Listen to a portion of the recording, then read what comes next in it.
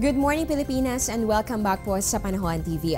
First half pa lamang po ng December ay talaga pong halos sunod-sunod na ang mga insidente ng sunog na naitatala po. Dito po yan sa iba't ibang bahagi ng Metro Manila. At kabilang po dito ang naitala noong December 10, 2015, araw po ng Huwebes. Yan po ay nangyari sa Marcos Highway sa Antipolo City, Road 1 Malanday, Valenzuela City, Aurora Boulevard tramo sa Pasay City. Kasama rin po dito ang nangyaring sunog sa Scout Albano, Quezon Avenue, Barangay San Bartolome, Quezon City, Emilio Aguinaldo College sa Paco, Maynila.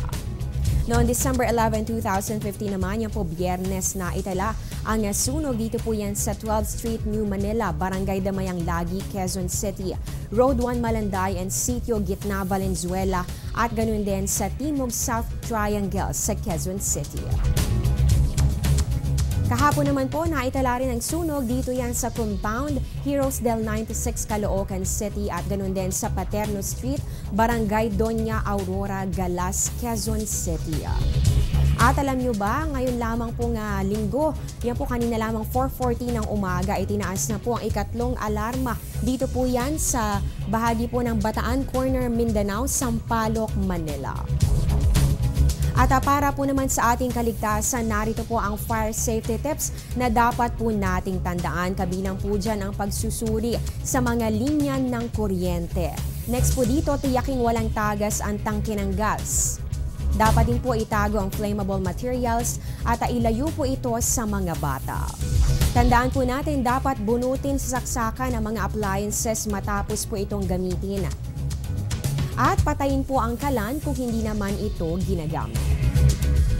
So yan po ang mga tips na dapat po natin tandaan para po makaiwas po tayo sa insidente ng sunog. Ngayon po alamin po natin ang inaasahan lagi ng panahon sa mga susunod na araw, lalo pa at inaasahan po natin makakaapekto na sa ating bansa ang bagyong Nona.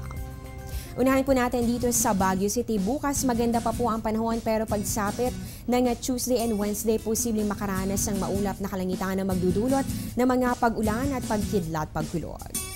Dito naman sa Metro Manila, paghandaan din po natin ang maulang panahon bukas, araw po ng Lunes at posible po yung magpatuloy by Tuesday. Maaari ring may kasama pa ito na bugso ng hangin at magpapatuloy po yan hanggang sa Miyerkules. Dito naman sa Metro Cebu, inaasahan din po natin ang mga pag-ulan at ganoon din bugso ng hangin lalo na sa araw po ng Martes na meron pong temperatura na aabot ng 24 to 30 degrees Celsius.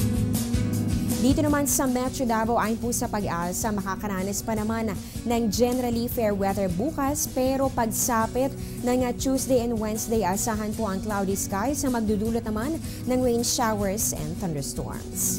At panghuli na lang po natin dito naman sa may Zamboanga, asahan naman ang pagpapakita ni Haring Araw bukas, ganoon din sa Martes pero pagsapit po ng Wednesday, malaki ang tsansa na makaranas po kayo ng maulang panahon.